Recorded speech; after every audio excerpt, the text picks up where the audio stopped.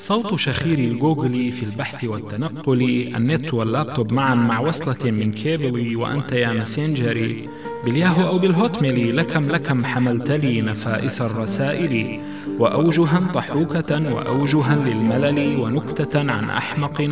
محشش أو ثمل، وصحبة تواصلوا وأرسلوا الإنفايت لي، وقالوا هيا لوج إن على ماسنجر جيميلي، فقلت إني عائد لحالة الأفيبلي، وكم سباب مزعج محمل بالعلل، باغتني بفيروس مختلس كالقمل، وقد غزا صديقتي فأرسلت تقول لي فيروس لص جاءني فوافني بالحيل، وولولت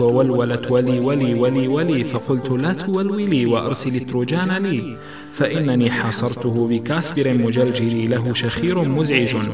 كطبلة المطبل، أراحني وساقه نحو بلوغ الأجل، وقد نشرت نعيه ملفلفا بالحلل على جدار أزرق في فيسبوك أشول، يا فيسنا وبوكنا وولنا المولول،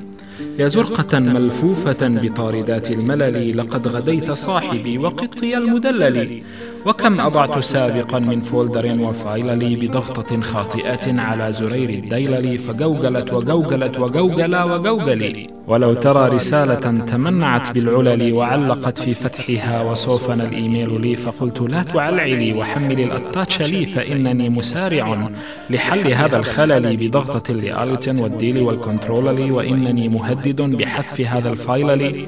لكن فررت هاربا إلى محرك جوجل يأمر لي بصورة مليئة بالبكسل أنسخها كلوحة